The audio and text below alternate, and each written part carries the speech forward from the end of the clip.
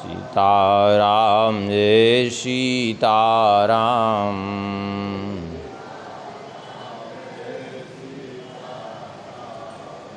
सीताराम जय सीताराम।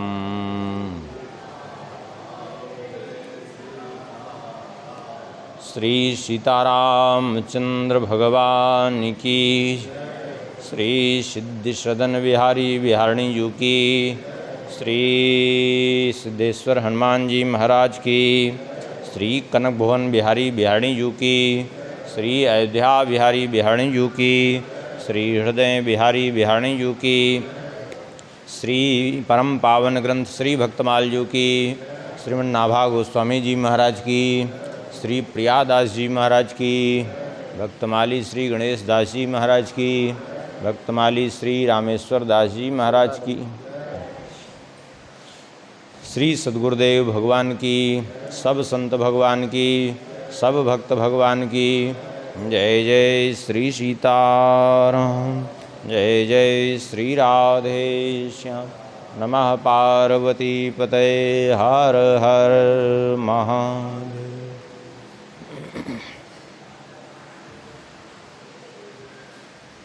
हरिशरणम।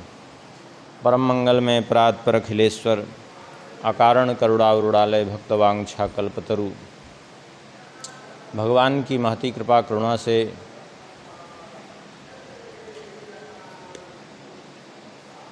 श्री नाभा जी के द्वारा रचित श्री भक्तमाल जी के माध्यम से सत्संग लाभ प्राप्त हो रहा है। कल के प्रसंग में श्रवण कर रहे थे, श्री नाभा गोस्वामी जी वर्णन करते हैं, सब संतन निर्णय कियो, मथि श्रुति पुराण इतिहास, भजिवे को दोई सुघर, कै हरि के हरिदास।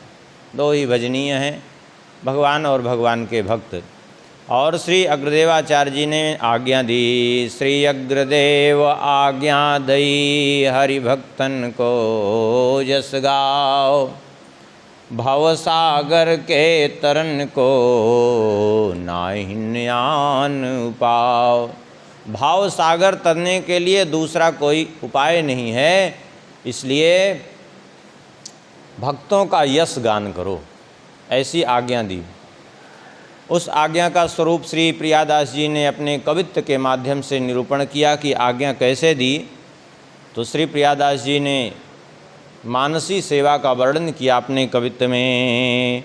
मानसी स्वरूप में लगे हैं अग्रदास जुए, मानसी स्वरूप में लगे हैं अग्रदास जुए, करत बयार नाभा मधुर संभार शो, करत बयार नाभा मधुर संभार शो। चढ़ो जहाज पे जो शिष्य एक आपदा में, चढ़ो जहाज पे जो शिष्य एक आपदा में, करो ध्यान खिंचो मन छूट्यो रूप सार सो, करो ध्यान खिंचो मन छूट्यो रूप सार सो। कहत समर्थ गयो बोहित बहुत दूरी, कहत समर्थ गयो बोहित बहुत दूरी, आओ छवि पूरी फिरी ढरो ताही ढार सो। लोचन निहार उघारी के निहारी कहो बोल्यो कौन, लोचन उघारी के निहारी कहो बोलो कौन, वही जौन पालो सीथ दे दे सो को वार सो, वही जौन पालो सीथ दे दे सुकुमार सो। आज्ञा दी। जब इनको देखा कि इतने सिद्ध हो गए हैं कि हमारी मानसी सेवा को भी इन्होंने जान लिया। इनका नाम उस दिन स्मरण किए थे, इनका नाम वैसे था श्री नारायण दास जी, लेकिन गुरुदेव की मानसी सेवा अर्थात उनके मन की बात, उनके नाभि की बात समझ जाने के कारण इनका नाम पड़ गया नाभा जी। नाम वैसे नारायण दास जी था इनका, श्री नाभा गोस्वामी जी का। और आश्चर्य हुआ और कहा कि अचरज भयो अचरज दयो यो नयो यहाँ लो प्रवेश भयो मन सुख छयो जान्यो संतन प्रभाव को। आश्चर्य हुआ, संतों की महिमा समझ करके इतना आश्चर्य हुआ कि बताओ, मानसी सेवा में प्रवेश हो गया। तब क्या किए, बोले आज्ञा तब दई यह भई तो पै साधु कृपा। आज्ञा तब भई आज्ञा तब दई यह भई तो पै साधु कृपा। उन्हीं को रूप गुण कहो ही ये भाव को। जिन संतों की कृपा से तुम पर ऐसी स्थिति हुई है तुम्हारी, उन्हीं का नाम रूप गुणगान करो। ये आज्ञा दी। सुन करके श्री नाभा गोस्वामी जी ने उत्तर क्या दिया, बोलो कर जोरिया को पावत नोर छोर।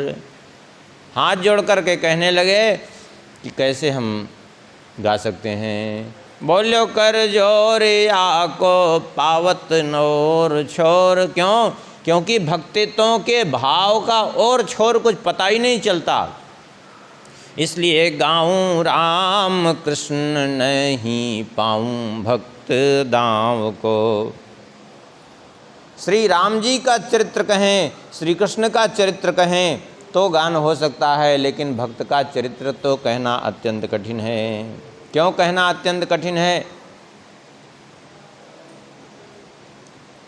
कल के प्रसंग में कई उदाहरण के माध्यम से श्रवण किए थे कि सब भी भक्तों के अलग अलग भाव हैं। कल श्रवण किए थे ना, दो हनुमान जी के भक्त, एक कह रहे हैं नहीं छप्पर रहेगा, दूसरे कह रहे हैं नहीं रहेगा। क्यों? बोले कहें धूप लग रही है, वर्षा हो रही, तो कह रहे हैं नहीं आग लग जाएगी तो क्या होगा। सब अपना अपना भाव होता है। एक बार एक श्री राम जी के भक्त, एक श्री कृष्ण के भक्त, यद्यपि रामकृष्ण दो एक हैं, अंतर नहीं निमेष। कोई अंतर नहीं है। अंतर क्या है? बोले इनके नयन गंभीर हैं, उनके चपल विशेष। बस अंतर इतने है और कोई अंतर नहीं। चले जा रहे थे, दोनों ने देखा सुंदर एक उपवन है, बड़ा बढ़िया सुंदर घास है। तो श्री राम जी के भक्त ने कहा कितनी बढ़िया घास है। तो श्री कृष्ण के भक्त ने कहा हाँ ठीक कह रहे हो, बहुत बढ़िया घास है, इसमें तो हमारे कन्हैया की गैया चरेंगी। अब देखो गैया नहीं है, लेकिन अब भाव है उसका, गैया चरेंगी।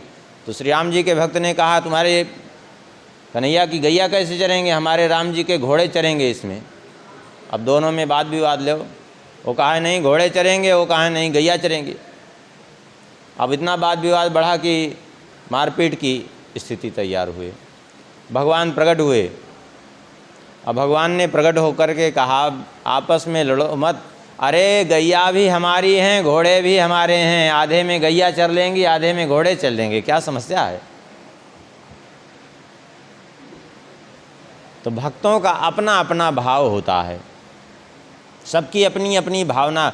तो भक्तों की भावना को समझना ये अत्यंत कठिन है। हाँ, एक बार अर्जुन जी को अभिमान हो गया। भगवान बार बार कहते थे मम प्राणा ही पांडवा, पांडव तो मेरे प्राण ही हैं और मेरे भक्त हैं। अर्जुन से इतना प्रेम करते थे। अर्जुन जी को अभिमान हो गया कि मेरे जैसा भक्त कोई है ही नहीं है दुनिया में। भगवान तो ताड़ लिए कि इनको तो अभिमान हो गया। भगवान ने सोचा अब इनका अभिमान चूर्ण करना चाहिए। तो भगवान अर्जुन जी का अभिमान चूर्ण करने के लिए रथ पर बैठाए भ्रमण के लिए निकले। कुछ दूर जाने पर अर्जुन जी ने देखा कि एक कोई भी भक्त हैं, बाएं हाथ में बिना म्यान की नंगी तलवार लिए हुए हैं और बैठे सूखी हुई घास खा रहे थे। देखकर बड़ा आश्चर्य हुआ। भगवान से पूछा ये क्या? भगवान ने कहा जाके इनसे पूछो कि ये सूखी घास क्यों खा रहे हैं। ये बड़े भक्त हैं, ये कोई सामान्य नहीं है जिनको तुम देख रहे हो। तो अर्जुन को बड़ा आश्चर्य हुआ। अर्जुन जी गए, अब भक्त कहा था तो जाकर प्रणाम किया। अब प्रणाम करके कहा महाराज ये आप सूखी घास क्यों खा रहे हैं, ये बात समझ में नहीं आ रही है। अरे खाने के लिए तो फल फूल हैं, आप जंगल में रहते हैं, फल फूल हैं। अरे नहीं, हरे पत्ते भी खा सकते थे, हरी घास भी खा सकते थे, सूखी घास क्यों खा रहे हैं? सुन करके उन्होंने कहा अरे राम राम, ये क्या कर रहे हो, कह रहे हो तुम? अरे हरे पत्तों को तोड़ेंगे पेड़ों से तो कितना पीड़ा होगी पेड़ों को, क्योंकि उनमें प्राण होते हैं कि नहीं। अभी तुम्हारे शरीर से कोई बाल नोचे तो अच्छा लगेगा तुमको? तो ऐसे ही पेड़ों के भी तो प्राण होते हैं, हरी घास भी खाएंगे तो उनमें भी प्राण होते हैं, उनको भी पीड़ा होगी। इसलिए हम किसी को पीड़ा न देना पड़े, कोई हमारे कारण पीड़ित न हो, इसलिए हम सूखी घास ही खा लेते हैं। अब तो अर्जुन जी को और आश्चर्य हुआ। अर्जुन जी ने कहा कि बड़े आश्चर्य की बात है, जब आप इतने अहिंसाव्रती हैं कि एक पेड़ों से पत्तों को तोड़ने में भी आपको ये लगता है कि इन पेड़ों को पीड़ा होगी, हरी घास भी तोड़ने में लगता है कि इन घासों को पीड़ा होगी। इतना अहिंसा व्रत का पालन करने वाला हमने तो आज तक दर्शन नहीं किया, लेकिन आज आपका दर्शन करके हम धन्य हो गए। लेकिन एक बात हमको समझ में नहीं आ रही है, जब आप इतना उच्च कोटि का आपका अहिंसा व्रत है तो फिर ये तलवार किस लिए लिए हैं बिना म्यान की? फिर ये तलवार, एक तरफ इतना बड़ा अहिंसा व्रत और दूसरी तरफ ये तलवार बिना म्यान की हाथ में लिए बाएं हाथ में बैठे हैं। सुन करके उन्होंने कहा ये तो हम अपने शत्रुओं के लिए लिए हैं तलवार। शत्रुओं के लिए? बोले हाँ। जब आप इतने अहिंसाव्रती हैं तो आपका शत्रु कौन है? बोले हमारे 3 शत्रु हैं। 3 शत्रु? वो कौन है 3 शत्रु? अरे बोले तुमसे हम बताएंगे तो क्या तुम हमारे शत्रुओं को मारोगे क्या? अर्जुन जी ने कहा यदि आपके शत्रु हैं तो ठीक है, आप आज्ञा करेंगे तो हम अवश्य उनका वध करेंगे, लेकिन आपके शत्रु हैं कौन? तो उन्होंने कहा पहला शत्रु हमारा है एक ब्राह्मण जिसका नाम है भृगु। बोले भृगु मुनि? वही भृगु मुनि? बोले हाँ। बोले उनसे आपकी शत्रुता क्या हुई? बोले हमारी शत्रुता नहीं, लेकिन जब जब मैं अपने प्रभु के वक्षस्थल में देखता हूँ आज भी वो चरण चिन्ह दिखाई पड़ता है। कहते कहते नेत्र उनके सजल हो गए। उस अधम ब्राह्मण भृगु ने मेरे जो है प्रभु के वक्षस्थल पर अपना चरण प्रहार किया था, आज तक वो जो है चिन्ह नहीं दूर हुआ, आज तक वो चोट का निशान नहीं दूर हुआ। अगर वो मिल जाए तो निश्चित रूप से मैं इसी तलवार से सिर काट दूंगा।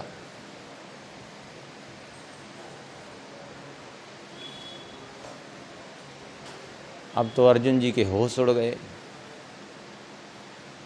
बोले अब बताइए दूसरा भक्त, दूसरा शत्रु कौन है फिर आपका? पहला तो हो गया एक ब्राह्मण भृगु जी, अब दूसरा शत्रु कौन है? बोले दूसरा शत्रु हमारी एक स्त्री है। अब वो स्त्री कौन है? बोले उसका नाम है द्रौपदी।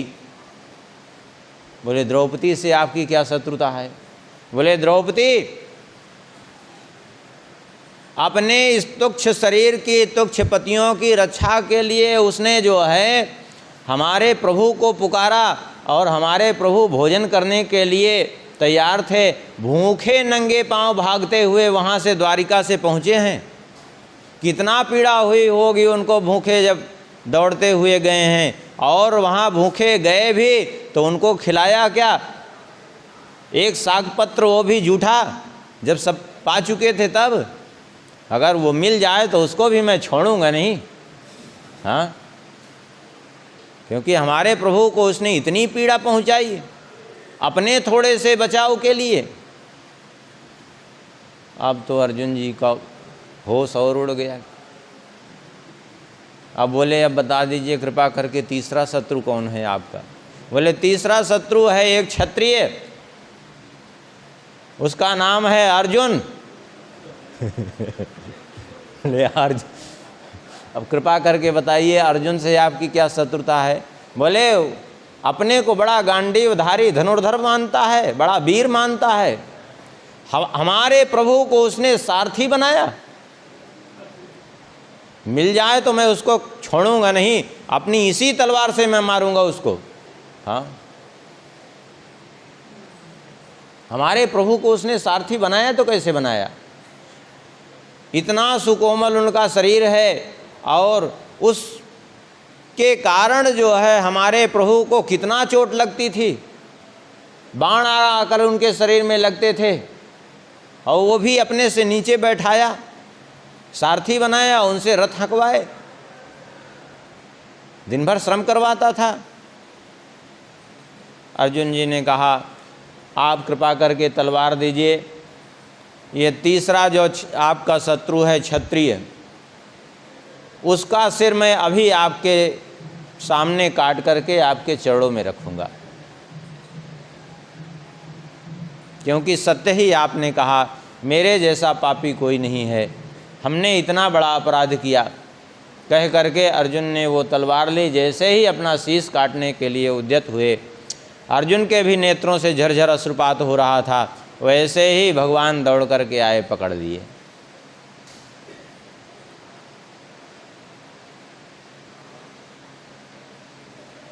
भगवान ने पकड़ लिया।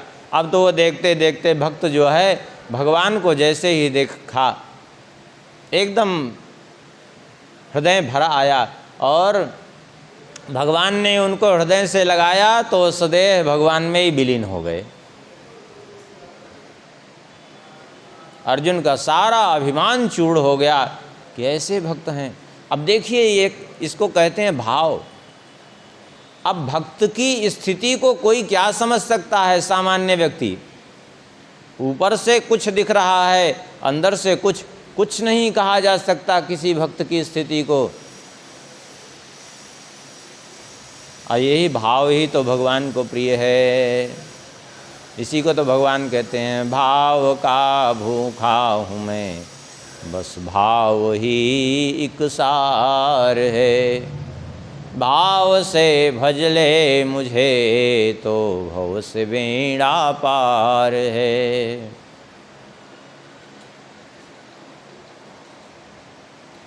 भक्त की भावना को समझना अत्यंत कठिन है। इसलिए श्री नाभा गोस्वामी जी कहते हैं, हे प्रभु, गाऊं राम कृष्ण नाही पाऊं भक्ते दाव को। यदि आप श्री राम जी का चरित्र कहें, श्री कृष्ण का चरित्र कहें, तो उस चरित्र को गाना सहज है, क्योंकि पूर्व महापुरुषों ने उन चरित्रों का जो गान किया है उसके अनुसार किया जा सकता है गान। लेकिन भक्त के हृदय की भावना को समझना अत्यंत अत्यंत कठिन है। इसलिए हम कैसे भक्त का चरित्र गान करेंगे?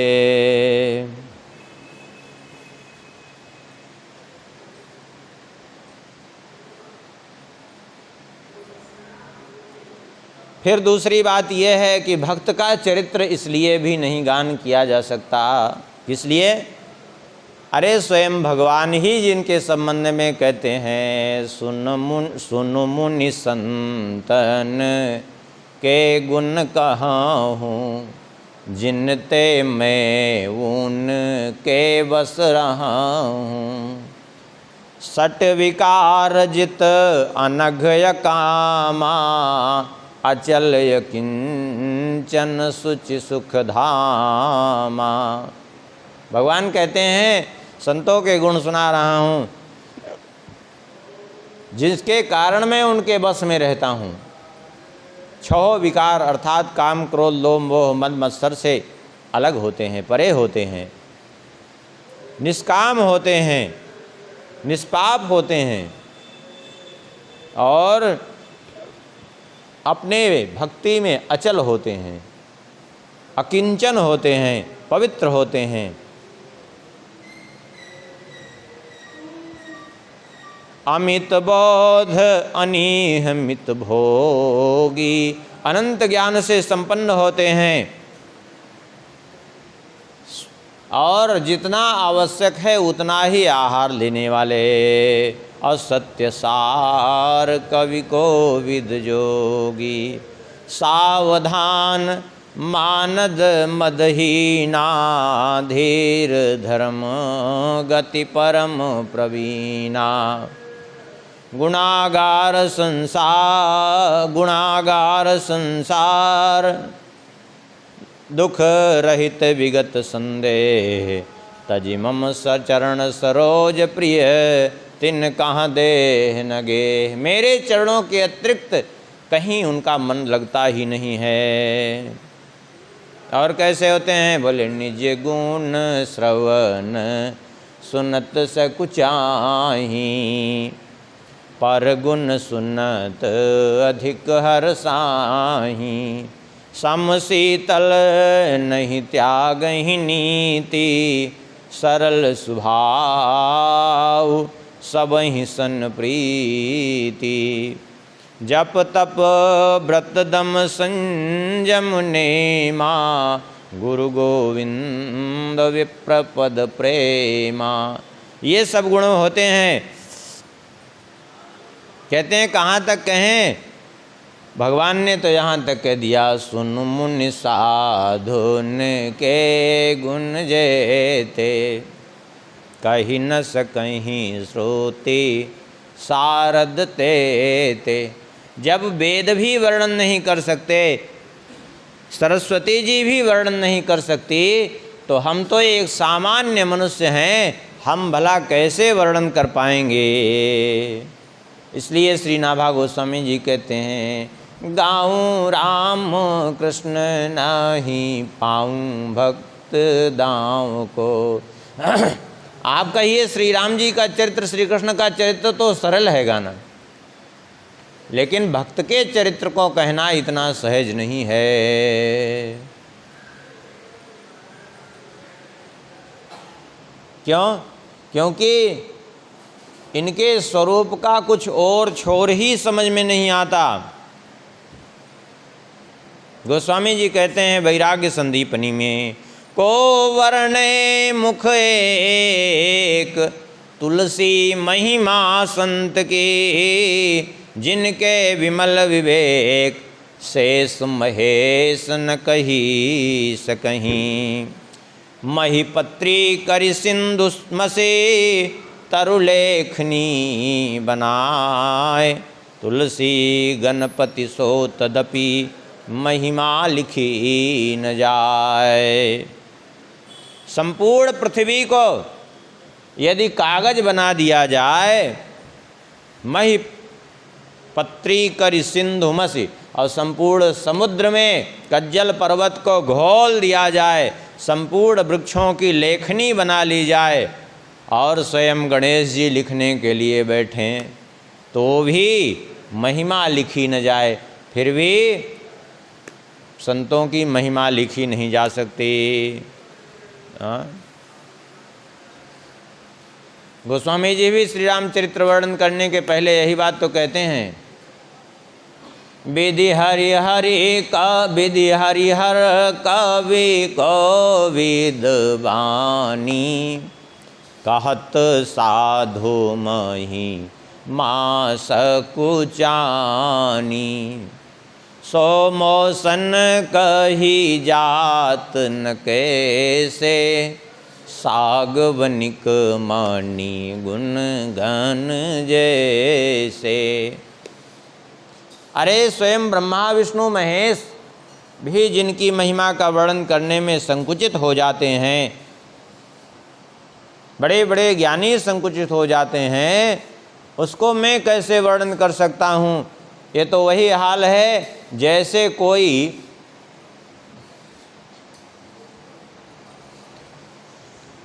साग भाजी बेचने वाला व्यक्ति, उससे पूछा जाए कि अमुक मणि क्या भाव है, इसका क्या गुण है, तो क्या बताएगा बेचारा। उसके बारे में उसको ज्ञान ही नहीं है। बस ऐसे ही हम कैसे वर्णन कर सकते हैं। इसलिए गाऊं राम कृष्ण नहीं पाऊं भक्त दाओं को। इसलिए श्री रामचरित्र, श्री कृष्ण चरित्र कहना सहज है, भक्त चरित्र कहना सहज नहीं है। सुन करके श्री अग्रदेवाचार्य जी ने कहा, कहीं समुझाई ओई हृदय आई काहें सब, कहीं समुझाई ओई हृदय आई कहें सब, जिन ले दिखाई दई सागर में नाव को, जिन ले दिखाई दई सागर में नाव को। बोले चिंता मत करो,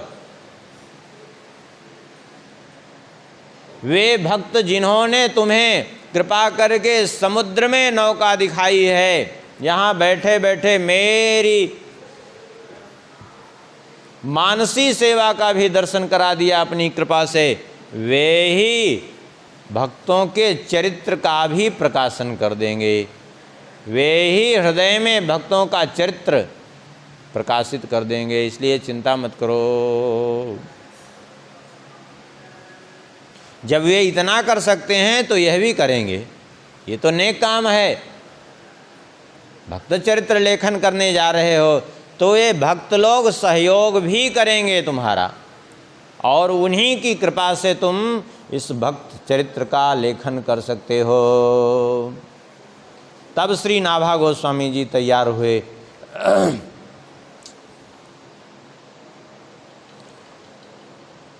लिखने के लिए। अब श्री प्रियादास जी श्री नाभा गोस्वामी जी का थोड़ा सा चरित्र वर्णन कर रहे हैं यहाँ संक्षेप में। आखिर नाभा गोस्वामी जी कौन हैं,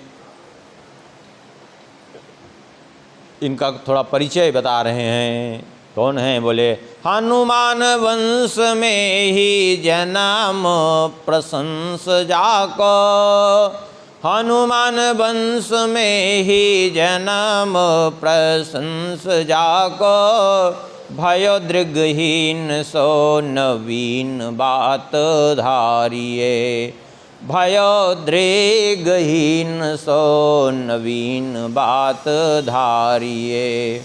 ओ मारे वरस माँ 5 मानिके अकाल आँच, ओ मारे वरस 5 मानिके अकाल आँच, माता बन छोड़ी गई विपत्ति विचारिये, माता बन छोड़ी गई विपत्ति विचारिये।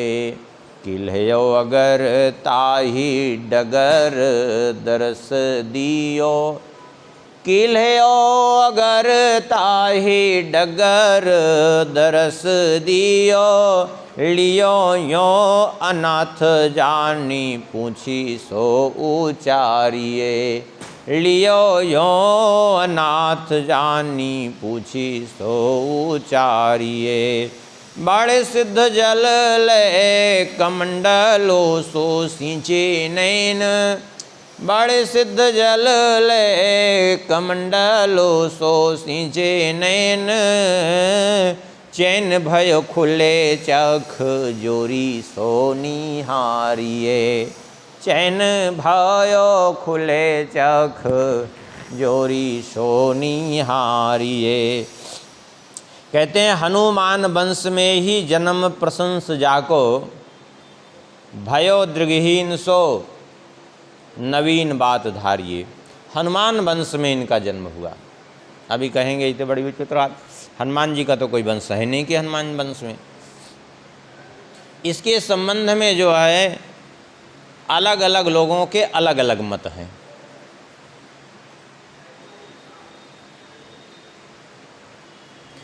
अधिकतर मत ये है, हनुमान वंश कहने का तात्पर्य है, दक्षिण भारत के एक पंडित जी थे, दाक्षिणात्य ब्राह्मण थे, विद्वान ब्राह्मण थे,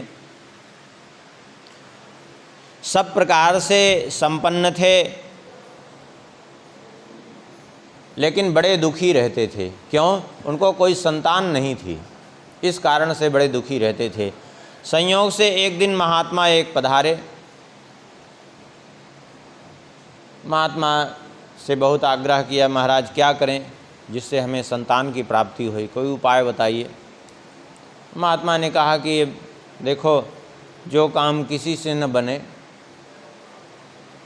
वो काम हनुमान जी कर देते हैं। चारों युग प्रताप तुम्हारा है, प्रसिद्ध जगत उजियारा। हाँ, इसलिए एक काम करो, तुम हनुमान जी की उपासना करो।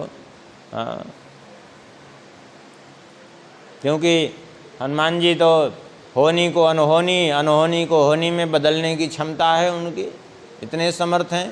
गोस्वामी जी ने स्वयं ही कहा है, जाके गति है हनुमान की, ताकि पैज पूजी आई, यह रेखा कुलिस पसान की।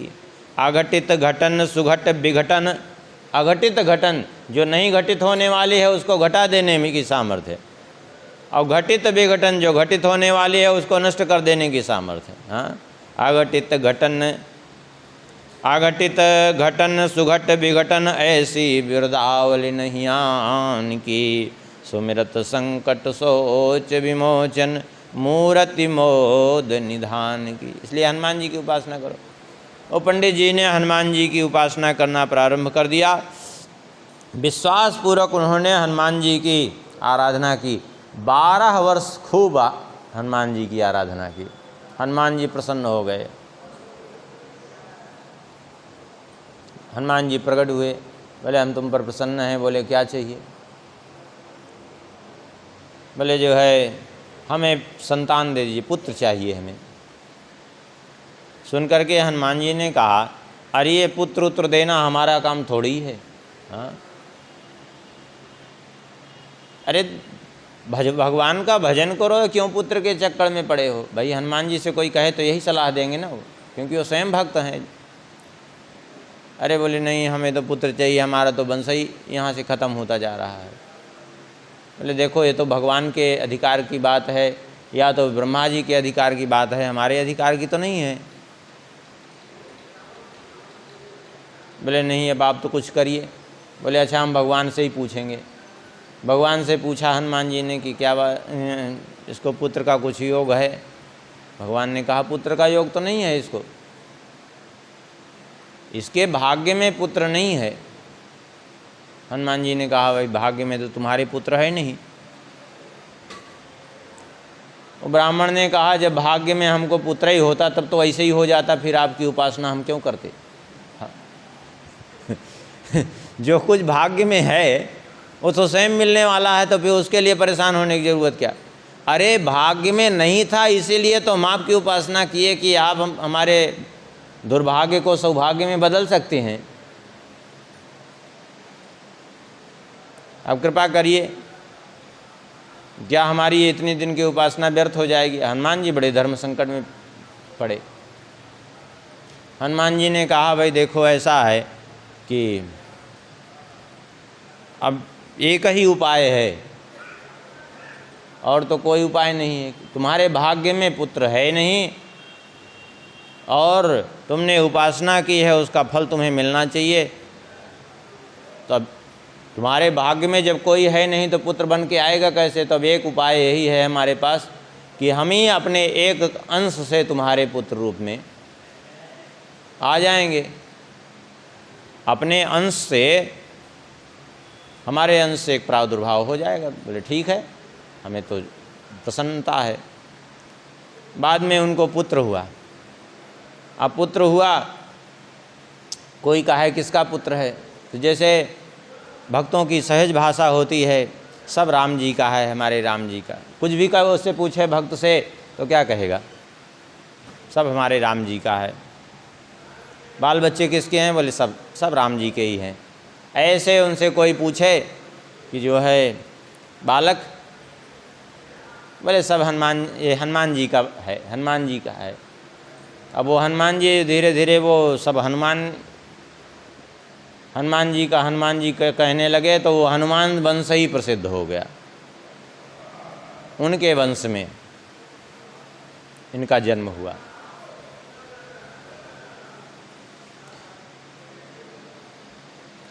कुछ लोगों का ऐसा मानना है कि श्री हनुमान जी महाराज जिस समय शंकर जी से शिक्षा ग्रहण कर रहे थे, तो शंकर जी से जब अस्त्र शस्त्र की विद्या ग्रहण करने गए थे, तो खूब योग विद्या की जब शिक्षा ले रहे थे, तो योग की उच्च अवस्था में जब पहुँचे थे वहाँ, तो उस योग की अवस्था में इनके शरीर से पसीना निकल पड़ा। अब वो पसीना जो है शंकर जी ने सुरक्षित रखा था कलयुग में जीवों के कल्याण के लिए, ऐसा लोगों का मानना है। कुछ लोगों का बाद में उसी पसीने से इनका प्रादुर्भाव हुआ, ऐसा भी लोग कहते हैं। जो भी हो, लेकिन इनका वंश हनुमान वंश कहलाता था, बस इतना समझना है। लेकिन विशेष बात यह है कि जब इनका जन्म हुआ तो कहते हैं भयो दृगहीन सो नवीन बात धारिये। जन्म हुआ तो जन्म से ही ये नेत्रहीन थे, जन्मांध थे। जन्म से ही नेत्रहीन थे, इसलिए जो है अब कुछ दिखाई तो पड़ता नहीं था। संयोगवशात अकाल पड़ा, ये जब 5 वर्ष की अवस्था के थे। देखिए भक्त के जीवन में प्रायः देखेंगे आप बचपन से ही विपत्ति पर विपत्ति। क्यों? आप कहेंगे विपत्ति पर विपत्ति क्यों आती है? देशत्यागो महाव्याधि विरोधो बंधुभिस्सह अर्थहान्यपमानम चा ममानुग्रह लक्षणम। भगवान जब कृपा करते हैं तो ये 5 लक्षण आते हैं जीवन में। हाँ, देशत्यागो, अपना देश अपना घर परिवार छुड़ा देते हैं। महाव्याधि, शरीर में ऐसा रोग उत्पन्न हो जाएगा कि उसी में अपना झेलते रहिए। आप कहेंगे ये सब क्यों करते हैं? वही घर परिवार देश इसलिए छुड़ाते हैं क्योंकि इनमें आसक्ति होती है। यदि उसी में पड़ा रहेगा तो आसक्ति दूर नहीं होगी। भाई वैसे इतनी ज़्यादा आसक्ति नहीं होती दूसरी जगह, लेकिन जहाँ उसका जन्म हुआ है, जिस परिवार में रक्त का संबंध होने के कारण जो है उनके प्रति विशेष आकर्षण होता है। अब प्रायः देखा भी जाता है, कितने ऐसे हुए कि जो है बेचारे शिष्य लोग सेवा करते रहे और अंत में भाई भतीजा को दे के मर गए। हाँ, ऐसे भी देखा। क्यों? क्योंकि रक्त का संबंध बरबस खींचता है उधर। हाँ, इसलिए परिवार से दूर रहने की सलाह है संतों के लिए। क्यों? क्योंकि ये रक्त का संबंध न जाने कब खींच करके आसक्ति पैदा कर दे, कोई भरोसा नहीं।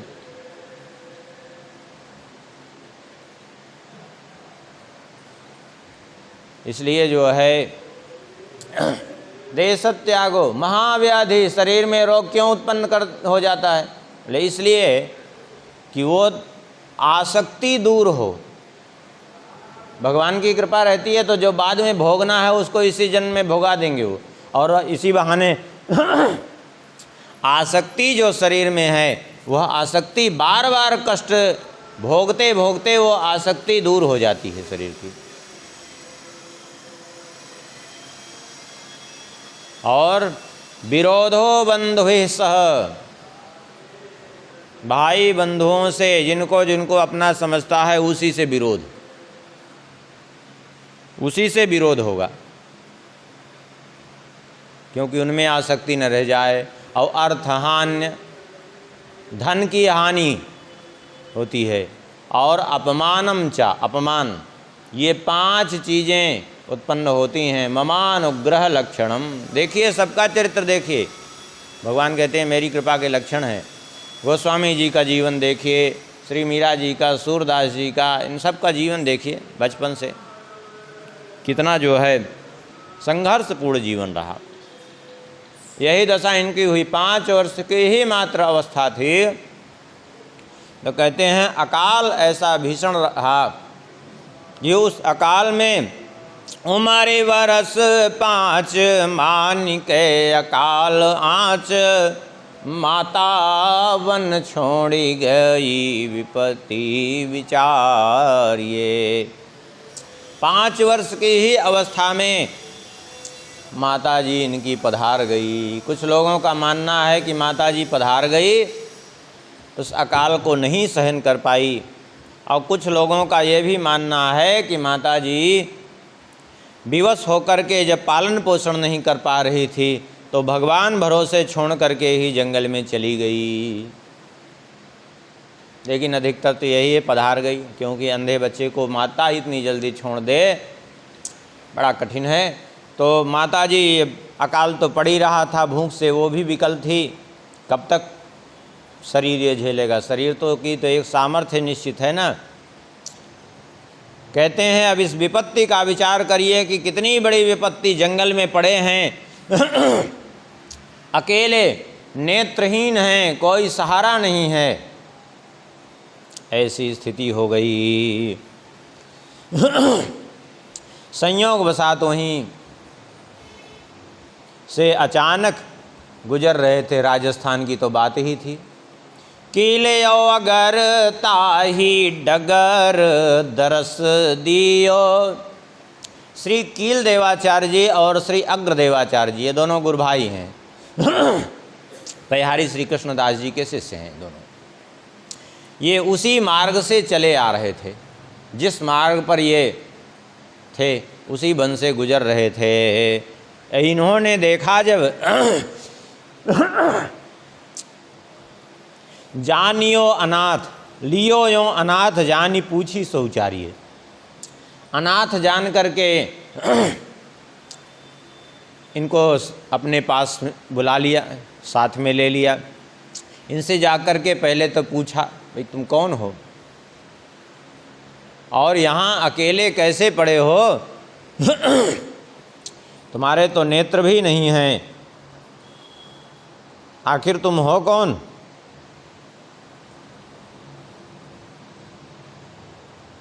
तो इन्होंने उत्तर जो दिया वो बड़ा विचित्र उत्तर था। यह पूछा तुम कौन हो तो इन्होंने कहा हम क्या बताएं कौन हैं। ये शरीर तो पृथ्वी वायु जल अग्नि आकाश इन 5 तत्वों से निर्मित शरीर है। आत्मा अजर अमर अविनाशी है, आत्मा सब में एक ही है। अब ऐसी स्थिति में हम अपना परिचय बताएं तो क्या बताएं? भाई शरीर तो 5 महाभूतों का एक पिंड है और आत्मा का कोई अपना परिचय नहीं है, क्योंकि वो सब में समान रूप से विद्यमान है। और शरीर 5 भौतिक, तो फिर परिचय किसका बताऊं?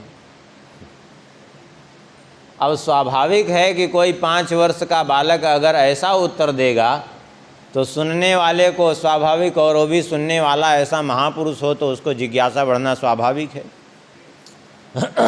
तो फिर पूछा, अच्छा तो आए कहाँ से हो तुम? उनके कहने का तात्पर्य तुम्हारा कहीं कोई घर और तो होगा। कहाँ से आए हो तुम? यहाँ जंगल में कैसे आ गए? कहाँ से आए हो? ले ये जीव अनादिकाल से नाना योनियों में भटकता फिर रहा है, न जाने कब कहाँ कहाँ भटका, कहाँ कहाँ से चला आ रहा है, कोई पता नहीं।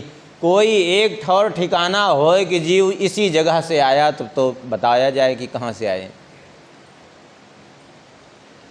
और जो नाना योनियों में भटक रहा है जीव, आज इस योनि में, कल उस योनि में, परसों उस योनि में, जिसका कोई ठिकाना ही नहीं, कहाँ से आया उसका क्या कहा जाए। वैसे देखा जाए तो नाना योनियों में भटकना ये भी अपनी जगह आना जाना भी नहीं कहा जा सकता, क्योंकि आत्मा तो सब जगह व्याप्त है। आत्मा का भला आना जाना कैसे हो सकता है? हाँ, जीव है, वो कर्मानुसार सुख दुख भोगता हुआ विभिन्न योनियों में भटक रहा है, लेकिन उसके लिए भी तो कुछ नहीं कहा जा सकता कि आखिर अमुक जगह से ही आ रहा है। अब तो और भी आश्चर्य हुआ, तो पूछा, अब ये अच्छा ये तो बताओ कि भी तुम्हारा कोई रक्षक है यहाँ, तुम्हारी कोई रक्षा करने वाला, माने तुम्हारे कोई साथ है? तो इन्होंने कहा, जो सबका रक्षक है वही हमारा रक्षक है, जो सारे जगत की रक्षा कर रहा है। और सही बात तो यही है कि जो सारे जगत का रक्षक है, उसको जिसने रक्षक रूप में स्वीकार कर लिया, फिर उसकी सुरक्षा में कोई संदेह ही नहीं है ना। अरक्षितम तिष्ठति दैव रक्षितम, सुरक्षितम दैव हतम विनश्यति, जीवत्यनाथोऽपि वने विसर्जिता कृत प्रयत्नोऽपि गृहे न जीवति। जो आरक्षित अवस्था में है उसकी भी रक्षा हो जाती है, और किसी की रक्षा करिए तो भी रक्षा नहीं हो पाती, देखा जाता है। किसी को ले जाकर के वन में छोड़ दीजिए, वो सुरक्षित रहता है, और घर में खूब उसकी सुरक्षा करिए, अस्पताल में ले जाकर के बड़े बड़े डॉक्टर को लगा दीजिए सुरक्षा करने को, फिर भी रक्षा नहीं कर पाते। क्यों? क्योंकि जो दैव के द्वारा रक्षित है उस सब जगह रक्षित है, और जो दैव के द्वारा जिसका न विनाश किया गया, उसकी रक्षा करने की सामर्थ्य किसी में भी नहीं है। यही बात श्री कबीर दास जी भी तो कहते हैं, जाको राखे साइयाँ मार सके ना कोई, बाल न बांका कर सके जो जग बैरी होय। इसलिए कोई रक्षक नहीं जो सबका रक्षक है वही हमारा भी रक्षक है। सुन करके बड़े प्रसन्न हुए, और श्री कील देव जी महाराज तो बड़े सिद्ध महापुरुष थे ही। श्री कील देवाचार्य जी ने अपने हाथ में कमंडल का जल लिया, और कमंडल का जल लेकर के क्या किया, श्री प्रियादास जी कहते हैं, बड़े सिद्ध जल ले कमंडल सो सींचे नैन। सिद्ध पुरुष तो थे ही, अपने कमंडल का जल जब उनके नेत्रों में डाला तो बड़े सिद्ध जल ले कमंडल सो सींचे नैन, चैन भयो खुले चख जोरी सोनी हारिये। जन्मांध थे, लेकिन दोनों नेत्र खुल गए, एकदम ठीक ठाक हो गए, और जब देखा सामने तो दो संतों को अपने सामने देखा, चरणों में साष्टांग प्रणाम किया है, चरणों में साष्टांग प्रणाम किया, उठा लिया इनको और बोले चलो हमारे साथ में। बड़ी प्रसन्नता हुई, आज जीवन में सबसे अधिक प्रसन्नता हुई इनको। क्यों? क्योंकि गोस्वामी जी कहते हैं ना, संत मिलन सम सुख जग माही। संत मिलन के समान दूसरा कोई सुख इस संसार में नहीं है। गिरिजा संत समागम समन लाभ कछुआन।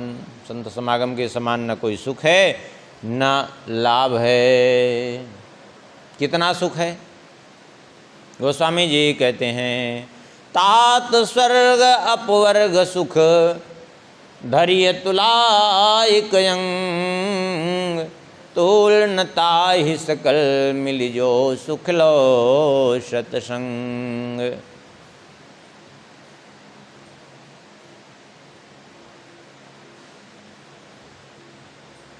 स्वर्ग अपवर्ग का सुख भी तुलना नहीं कर सकता। उस सुख की अपेक्षा। तो इनको ले लिए साथ में ही और चल पड़े। उसके बाद श्री कील देवाचार्य जी ने आज्ञा दी श्री अग्रदेवाचार्य जी को। क्या आज्ञा दी? बोले इनको दीक्षा दीजिए। कील देवाचार्य जी बड़े गुरु भाई थे, अग्रदेवाचार्य जी छोटे थे। आप कहेंगे श्री कील देव जी ने स्वयं दीक्षा क्यों नहीं दी, इनको आज्ञा क्यों दी श्री अग्रदेवाचार्य जी की? देखिए, कील देव जी समाधि सिद्ध महात्मा थे,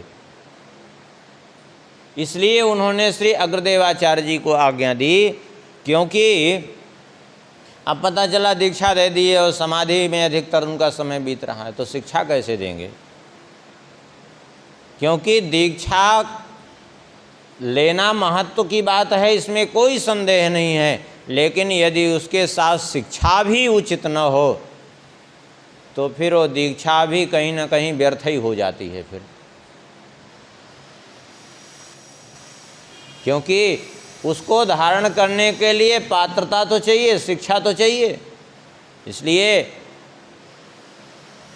शिक्षा कौन दे सकता है? बोले श्री अग्रदेवाचार्य जी हैं, तो ये शिक्षा भी दे देंगे और दीक्षा भी दे देंगे। इसलिए इनको आज्ञा दी कि आप इनको दीक्षा दो। तो श्री अग्रदेवाचार्य जी ने इनको दीक्षा प्रदान की और इनका नाम रख दिया नारायण दास। नाम इनका रखा नारायण दास। और फिर बड़े सिद्ध महापुरुष हुए श्री नाभा गोस्वामी जी। इनको ब्रह्मा जी का अवतार माना गया है। क्यों कहते हैं? ये ब्रह्मा जी के अवतार थे तो अंधे कैसे? ऐसी मान्यता है तो साधु समाज में, वैष्णव समाज में, कि ब्रह्मा जी ने भगवान के सामने से उनके ग्वाल बालों को चुराया, भक्तों को और भगवान को अलग किया, बछड़ों को चुराया। तो एक तरह से भगवान के नेत्र बंद करने का, भगवान के नेत्रों के सामने से अलग करना माने नेत्र बंद करना, ये एक दोष बना था। तो इस कारण से नेत्रहीन बन करके इनको जन्म लेना पड़ा।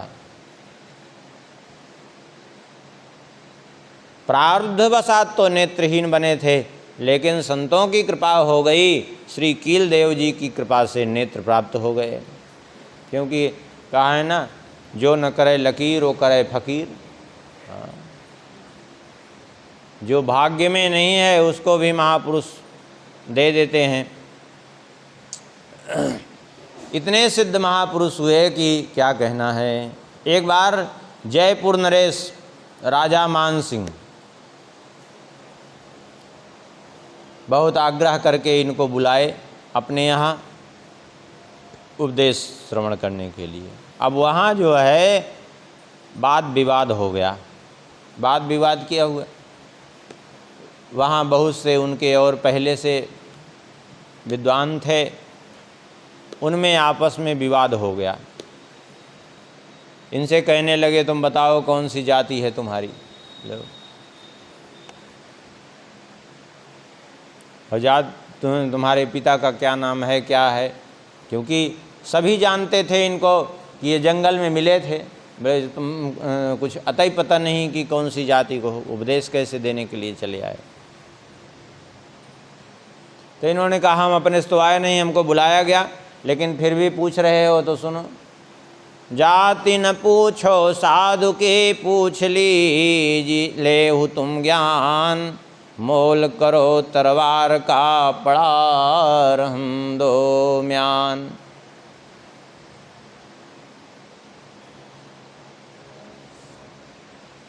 इसलिए जो है हम अपनी ओर से आए नहीं, क्योंकि हमें उपदेश देने की कोई आवश्यकता नहीं है, कोई अपने को बहुत शौक भी नहीं है उसका, लेकिन हमें बुलाया गया तो हम आए।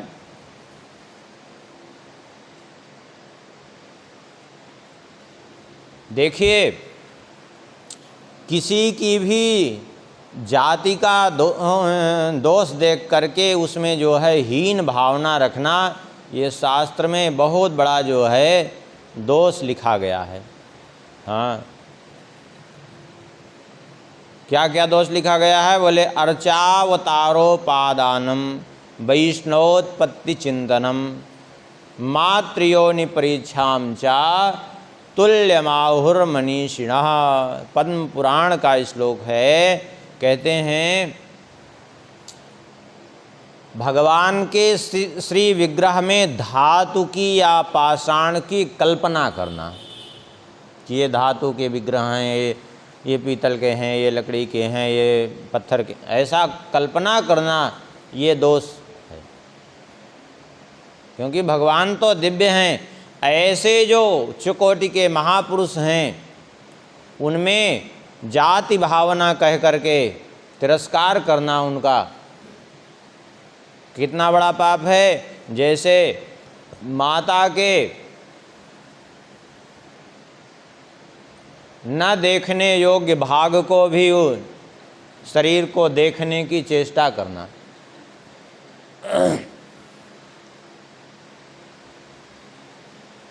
कुछ चीज़ें हैं जहाँ बहुत विचार करने की ज़रूरत नहीं है। इसका अर्थ ये नहीं है, अब ये बात थोड़ा समझिए, इसको लोग समझते नहीं तो उटपटांग अर्थ लेके लोग अपने ऊपर घटाने लगते हैं। अपने आप को इस पर इसका अर्थ नहीं घटा लेना चाहिए कि हम बहुत बड़े साधु हो गए, अब ऐसा नहीं सोचना चाहिए। अपने तो अपने उसी स्थिति में रहने का प्रयास करना चाहिए कि हमको भगवान ने जो है जिस अवस्था में जन्म दिया है हम उसी में हैं। झूठे सिद्धई झाड़ने की चेष्टा नहीं करनी चाहिए, लेकिन दूसरे के लिए ऐसा करना ये दोष कारक है, समझ लीजिए। वायस के विष्ठाते पवित्र जानी पीपर को, मृतक को चीर मृग छाल जग जानिए। शंभु निर्माल्य गंगा जानो त्यों ही जूठन है, बक्ष को सरस क्षीर फेन और आनिए। पीपल की उत्पत्ति कैसे होती है? कौआ जो है पीपल के बीज को खा करके अम्ल त्याग कर देता है तो पीपल उग जाता है। ऐसे पीपल बो दिया जाए तो नहीं उगेगा, उगेगा भी तो बढ़ेगा नहीं, तैयार नहीं होगा। लेकिन वही कौआ खा करके विष्ठा के रूप में परित्याग करता है तो जहाँ परित्याग करता है वहीं पीपल का पेड़ तैयार हो जाता है। कभी कभी पेड़ के ऊपर त्याग कर देता है तो पेड़ पे ही पीपल का पेड़ तैयार हो जाता है। लेकिन वह दोष युक्त नहीं है, वह पीपल भी पूजनीय ही है। भले ही उसमें ये विचार करने की ज़रूरत नहीं है कि ये कौए के मल त्याग करने के कारण हुआ है।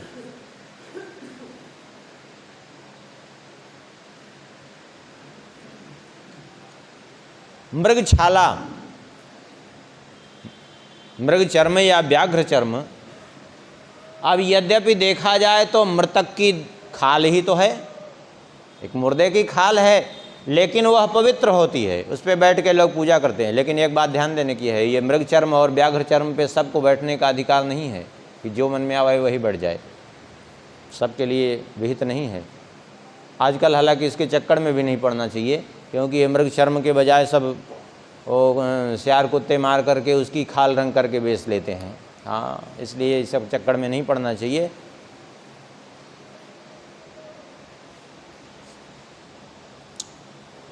तो मृग छाल यद्यपि है तो वो एक मृतक की खाल, लेकिन वह पवित्र है। गंगा जी क्या हैं? गंगा जी वहाँ से आई तो कहाँ चढ़ी? सीधा पहुँची शंकर जी के सिर पर। तो शंकर जी ने शीश पर धारण किया तो यद्यपि देखा जाए एक दृष्टि से तो भगवान शंकर जी का निर्माल्य हो गई गंगा जी की नहीं। हाँ, और शिव जी का निर्माल्य ग्रहण करना तो सबके लिए विहित नहीं है। जो शिव मंत्र से दीक्षित हैं केवल उनके लिए विहित है, सबके लिए तो नहीं है। लेकिन फिर भी गंगा जी में कोई दोष नहीं होता है, शिव निर्माल्य हैं फिर भी कोई दोष नहीं है। अरे और तो बात जाने दीजिए, गैया लगाते हैं ना, गैया लगाते हैं तो सबसे पहले कौन पीता है? बछड़ा। लेकिन वो बछड़े के पीने के बाद भी वो दूध जूठा नहीं माना जाता, वो भगवान के भोग के लिए योग्य रहता है। वो रहता है कि नहीं रहता? वो जूठा नहीं माना जाता।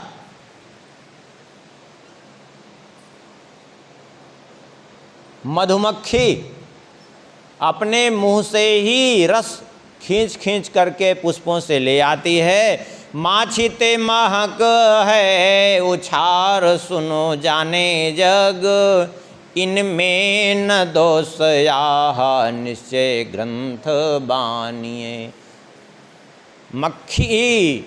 मधुमक्खी ले आती है रस और इकट्ठा करती है, और एक तरह से देखा जाए तो वो मक्खियों का जूठा ही रहता है, लेकिन फिर भी उसमें उच्छिष्ट का दोष नहीं आता है। छोटा सा बालक है, दूध पीता है वो माँ का, तो दूध पीता है तो मुंह लगा के दूध पीता है, तो क्या माँ बार बार धुलती है क्या दूध पिलाने के बाद? नहीं। क्यों? क्योंकि बालक का मुख जो है वो, अभी हम आप किसी चीज़ में मुख लगा दें तो उसको धुलना पड़ेगा, लेकिन वही बालक लगा दे रहा है। माता का दुग्ध पान कर रहा है तो माता क्या करती है? उसमें कोई दोष नहीं होता उसमें। तो ऐसे ही कहते हैं, जिस प्रकार से इसको शास्त्र ने ही पवित्र कहा है, ऐसे ही प्रगट कुल, ऐसे ही प्रगट काहू कुल में जो साधु होए, सदा है स्वरूप शुद्ध पूज्य मन मानिए। वो सदा पवित्र है। यदि वो निष्ठापूर्वक भजन करने में लगा है, यहाँ ऐसा नहीं समझना चाहिए कि अब वो घर द्वार छोड़ करके आएगा साधु बन गया तब उसको कहा। निष्ठापूर्वक जो भजन में लगा है वो चाहे जहाँ हो, उसमें दोष नहीं दर्शन करना चाहिए।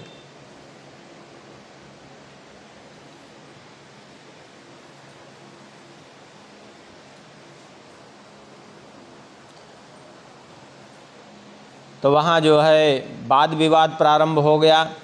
तो श्री नाभा गोस्वामी जी यद्यपि वाद विवाद करने तो गए नहीं थे, लेकिन वहाँ के लोगों ने सोचा कि कहीं ऐसा न हो कि हमारी जो है प्रतिष्ठा घट जाए। एक बड़ी विचित्र बात है। देखिए, विद्वानों में एक बहुत बड़ा दोष है ये, क्या? एक दूसरे की प्रतिष्ठा न सहन कर पाना। हाँ, एक दूसरे की प्रतिष्ठा नहीं सहन कर पाती है। एक कोई कुछ कहेगा तो दूसरा उसमें जरूर कमी निकालेगा, निश्चित रूप से, इसमें कोई संदेह नहीं। और इसीलिए ये लोग पीछे रह गए हमेशा। एक बार एक राजा के यहाँ दो ब्राह्मण पहुँचे, तो एक सामान वामान रख कर चले गए स्नान करने, तो दूसरे से राजा ने पूछा कि आप ही के जैसे वो भी विद्वान दिख रहे हैं। अरे बोले, काहे का विद्वान है? अरे पूरा बैल है ये तो एक से भले दो, इससे अच्छा हम साथ में लेके चले आते हैं, पूरा बैल है वो। अच्छा, अब जो दूसरा आया, राजा ने वो चला गया स्नान करने के लिए, तो राजा ने उससे भी कहा, वो भी आपके जैसे ही विद्वान दिख रहे हैं। अरे बोले, काहे का विद्वान? घोड़ा है पूरा, एक से भले दो, इसलिए ले लिए साथ में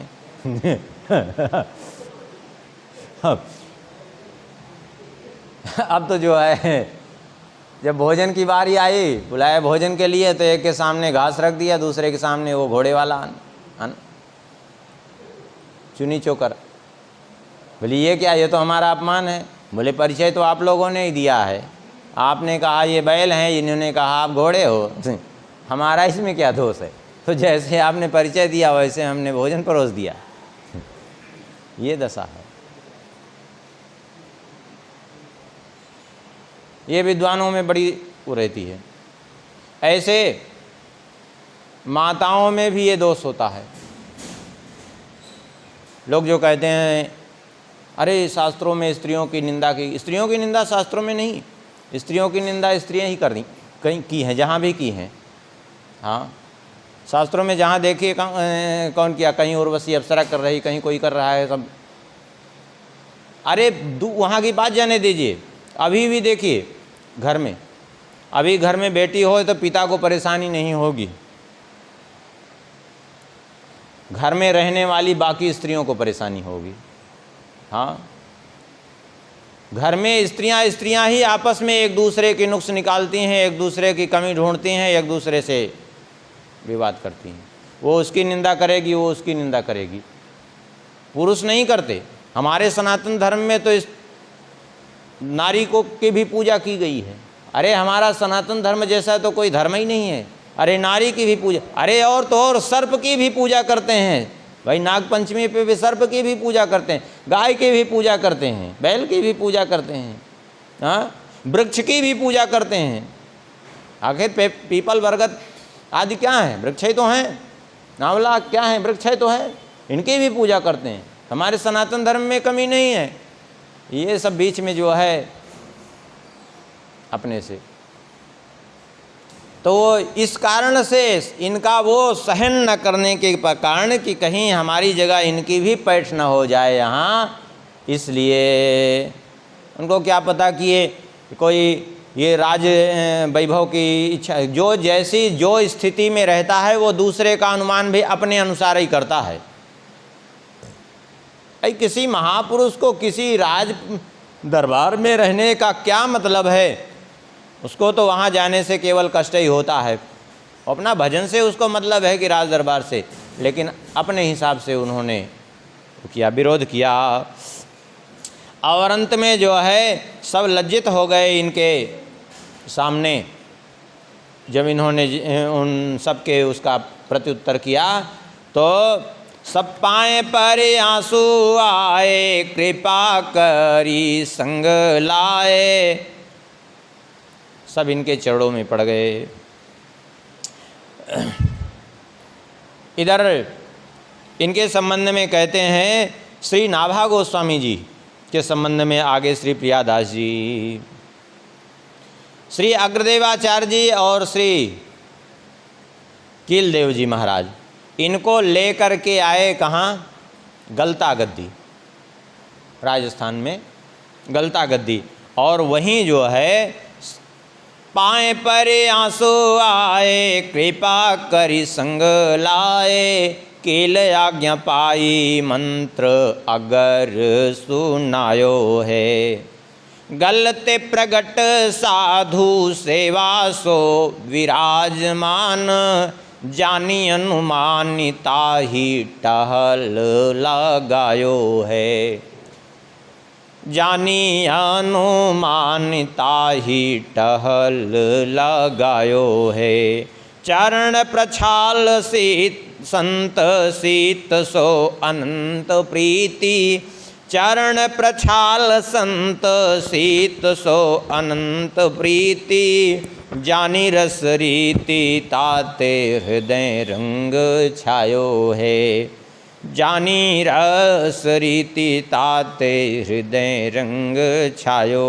है, भई बढ़वारिता को पावे कौन पारावार, भाई बढ़वारिता को पावे कौन पारावार, जैसो भक्ति रूप सो अनूप गीरा गायो है, जैसो भक्ति रूप सो अनूप गिरा गायो है।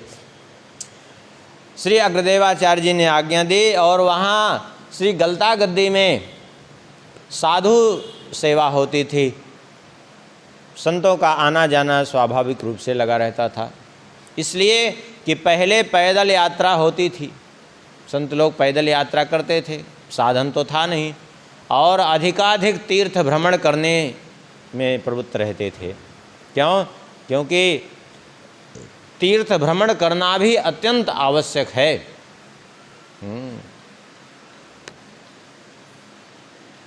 बहता जल रह निर्मला, रुकता गंदला होय, साधु तो रमता भला, दाग न लागे कोय। जैसे जल अगर बहता रहेगा तो वो स्वच्छ रहेगा, और अगर जल रुक गया ना तो फिर गंदा हो जाएगा जल। ऐसे ही संतजन जितने भ्रमणशील रहें उतना ही उनका जीवन निर्मल रहेगा। एक तो वैसे भी देखा जाए तो भ्रमणशील रहने से कई लाभ हैं। क्या कई लाभ हैं?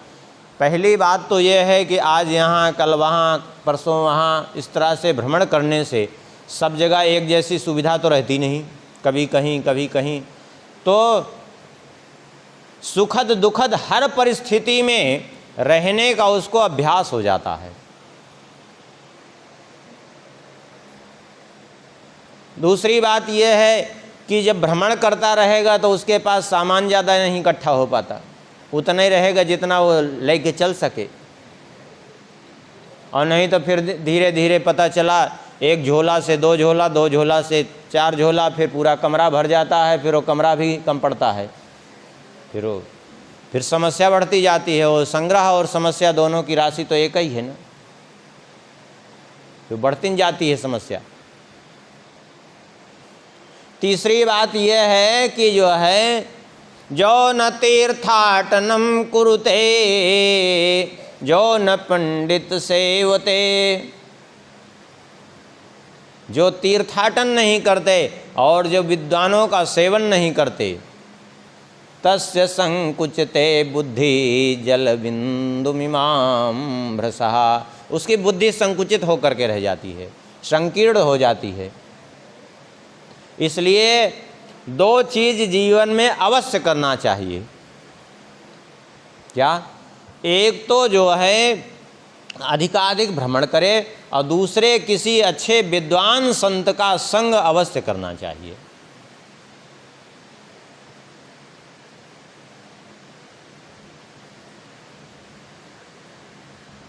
चौथी बात यह है कि जब एक जगह आदमी पड़ा रहता है तो फिर वो सोचने लगता है क्या बताएं, अब यहाँ से हम अगर कहीं हटेंगे तो कैसे रह पाएंगे, इतनी सुख सुविधा कहाँ मिलेगी। फिर वो इतना आसक्त हो जाता है कि वो आसक्ति के कारण ही पतन के गर्त में चला जाता है। एक मृग के प्रति आसक्ति बनी थी तो भरत जी को जन्म लेना पड़ा 2 बार। तो जगह जगह आसक्ति रहेगी तो क्या दशा होगी। थोड़ी थोड़ी चीज़ में आसक्ति हो जाती है, इतनी आसक्ति बढ़ती जाती है कि खूब इकट्ठा होता जाता है, यहाँ तक कि रखे रखे कपड़ा सड़ जाता है लेकिन उपयोग नहीं आ पाता। ऐसी स्थिति हो जाती है। पैसा इकट्ठा होता जाएगा, फिर कहीं सोचेंगे कि चलो अभी इतना इकट्ठा हो रहा है तो इसको कुछ लगा दें, बढ़वाई करेगा, लो। और फिर धीरे धीरे वो समस्या ही बनती जाती है, वो बढ़ती जाती है। हाँ, वो 99 का चक्कर वो कभी ख़त्म नहीं होता वो। इसलिए भ्रमणशील होना चाहिए। तो संत लोग पहले भ्रमणशील होते थे भाई। जैसे उधर राजस्थान गए, अब पुष्कर गए, उधर द्वारिका गए, तो रास्ते में भाई कहीं ना कहीं तो रुकना है किसी ने सबको। अब आजकल के जैसा तो है नहीं कि ट्रेन पे बैठे सीधा वहाँ पहुँचे, बीच में किसी से लेना देना नहीं।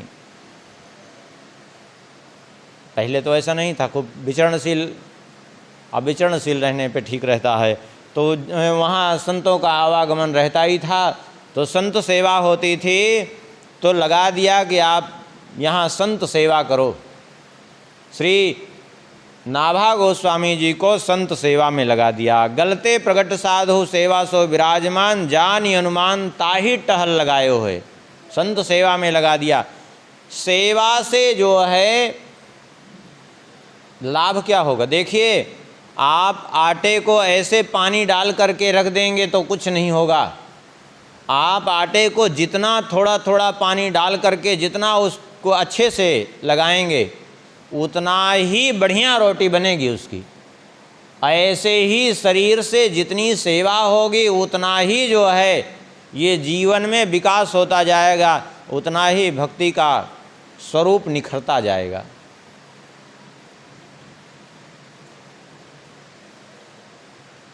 इसलिए सेवा आवश्यक है। जो अच्छा सेवा जो जैसे हैं उस अनुसार सेवा अपना कर ले, कोई दिक्कत नहीं है। तो इन्होंने इनको सेवा में लगा दिया। जो भी संत आते चरण प्रक्षाल संत सीथ सो अनंत प्रीति। संतों के चरण प्रक्षालन करते और बढ़िया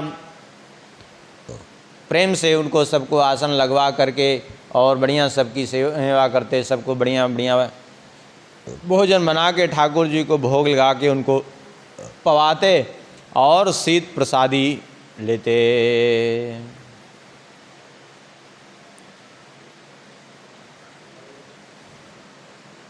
जानी रस रीति ताते हृदय रंग छायो है। इससे हुआ क्या? बोले इससे हृदय में भक्ति का रस उसका बोध हो गया, भक्ति रस का ज्ञान हो गया और हृदय में उस भक्ति रस के ज्ञान से बिल्कुल हृदय में वो रस लबालब भर गया। भाई बढ़वारिता को पावे कौन पारावार। अब तो वो भक्ति का रस, वो भक्ति का पौधा ऐसे बढ़ा कि उसका कौन पारावार पा सकता है। कैसे वो भक्ति का स्वरूप निखर करके आया? बोले जैसो भक्ति रूप सो अनूप गिरा गायो है। जैसा जो है शास्त्रों में भक्ति का स्वरूप वर्णन है, वह स्वरूप निखर करके आ गया। लेकिन एक बात समझ लीजिए, संतों की सेवा करना बहुत कठिन है। हाँ, संतों की सेवा करना सरल नहीं है, बहुत कठिन है।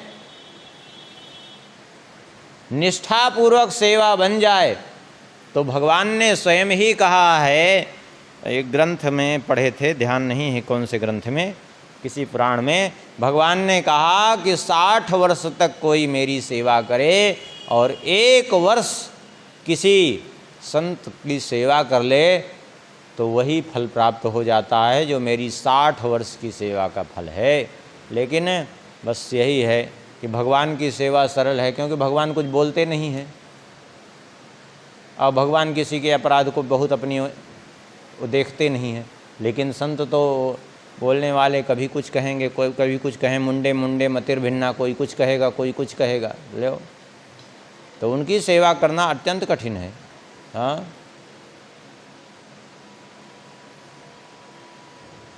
इतना सहज नहीं है सेवा करना, क्योंकि अपराध बनने की संभावना रहती है। एक बार श्री जीव गोस्वामी जी से उनके कुछ परिकरों ने कहा कि जो है हमारा विचार है कि लोग आते हैं धन दे जाते हैं यहाँ। हुआ ये था कि श्री जीव गोस्वामी जी एक बार कुछ था नहीं तो संयोग से ठाकुर जी की कृपा से 5 मुहरें प्रकट होने लगी रोज़ ठाकुर जी के चरणों में।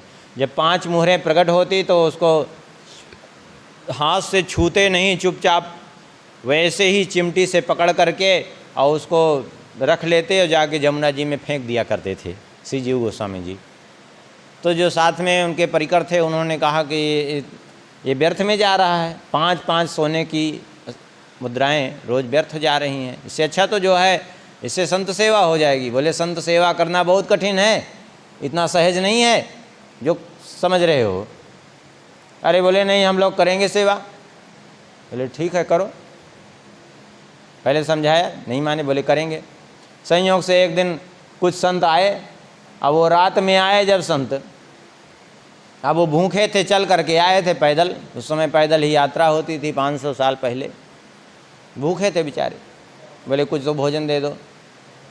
तो बोले और रसोइया उठा रही, उसने कहा कि कुछ है ही नहीं है।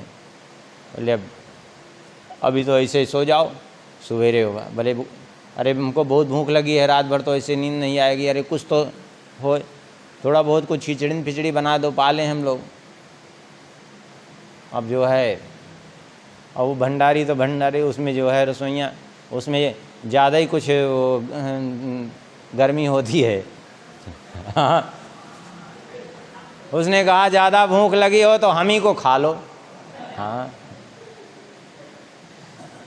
जीव गोस्वामी जी ने उतर कर अपने कक्ष से बाहर निकल कर के आए, गए, रसोई बनाए, उनको पवाए और बोले तुम लोग यही संत सेवा करने के लिए कह रहे थे ना। हाँ कोई भूखा आवे तो कह दो हम ही को खा लो। इसीलिए कह रहे थे संत सेवा कठिन है, इतना सहज नहीं है।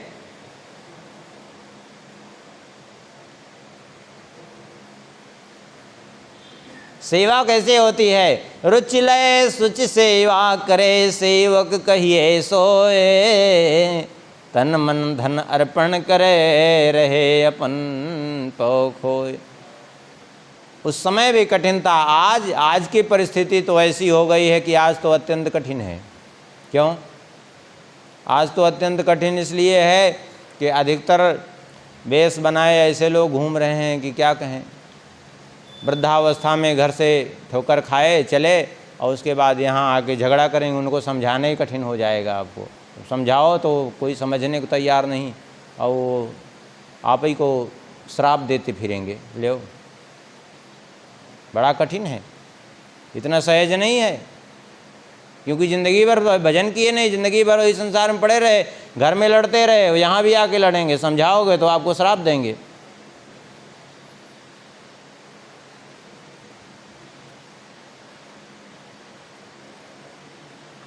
इतना सहज नहीं है। लेकिन यदि सही ढंग से संत सेवा हो जाए तो फिर क्या कहना है।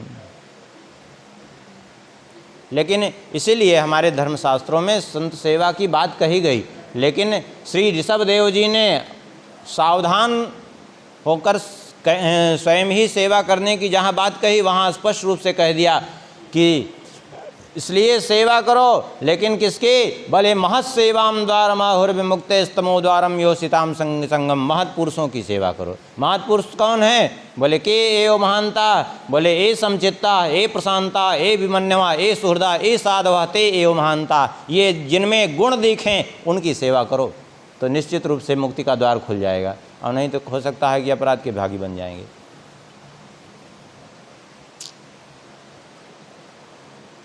तो इनके हृदय में भक्ति का संचार हो गया और प्रेम से प्रेम पूर्वक भगवान के भजन में तो लगे ही रहे, और बड़े श्रद्धापूर्वक संतों की सेवा करते और उनकी शीत प्रसादी लेते। शीत प्रसादी माने उच्छिष्ट। उच्छिष्ट का तात्पर्य क्या है? उच्छिष्ट एक तो ये है कि आजकल ये जो उच्छिष्ट लेने की परंपरा, जूठा खाने की परंपरा, अब कहेंगे जूठा खाने से क्या भक्ति बढ़ती है? अगर जूठा खाने से ऐसे भक्ति बढ़े, इसको समझना पड़ेगा। जूठा खाने से अगर ऐसे भक्ति बढ़े तो आजकल खूब जूठा ही लोग खा रहे हैं। ये जो कुकुर भोज चलता है, सब एक दूसरे का जूठा ही खाते हैं। इसलिए बिना जाने समझे किसी का जूठा नहीं खाना चाहिए। हाँ, ऐसे कोई महापुरुष हों जिनके संबंध में यह ज्ञात हो कि अच्छे महापुरुष हैं, इनका मन भगवान में लगा है, तो उसका जूठा लेने से निश्चित रूप से मन भगवान में लगेगा, इसमें कोई संदेह नहीं है। क्योंकि जिसका जूठा खाएंगे, शास्त्र इस बात का निर्देश करता है। श्री नारद जी कहते हैं तद्धर्म एवात्मरुचि ही प्रजायते। जिसका जूठा खा रहे हैं उसी के धर्म में रुचि जागृत होगी, सीधी बात है। तद्धर्म एवात्मरुचि ही प्रजायते। अब किसी अच्छे महापुरुष का, भजनानंदी महापुरुष का जूठा खा रहे हैं तो भजन में प्रवृत्ति जाग उठेगी, और किसी का जूठा खा रहे हैं, उसका दिन भर मन भंडारा में लगा है तो भंडारा की ओर प्रवृत्ति जाग उठेगी। किसी का मन विषय में लगा है, उसका जूठा खा लोगे तो विषय की ओर प्रवृत्ति जाग उठेगी।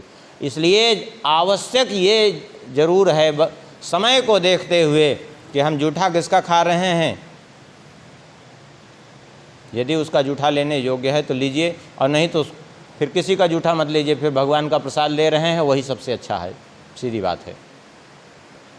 हाँ, मालूम है तो ऐसे संतों की प्रसादी चित्त को तुरंत पवित्र कर देती है, इसमें कोई संदेह नहीं है, क्योंकि इसके बहुत से ग्रंथों में प्रमाण विद्यमान हैं। लेकिन हो तभी जब ऐसे महापुरुष की प्रसादी मिल जाए। तो ये संतों की प्रसादी लेते, श्री अग्रदेवाचार्य जी महाराज की प्रसादी लेते, तो इनका मन धीरे धीरे पवित्र हो गया।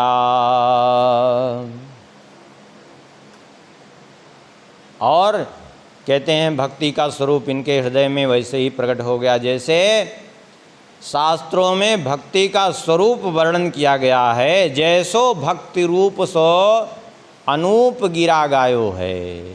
जैसा भक्ति का स्वरूप वर्णन है वह भक्ति का स्वरूप प्रकट हो गया।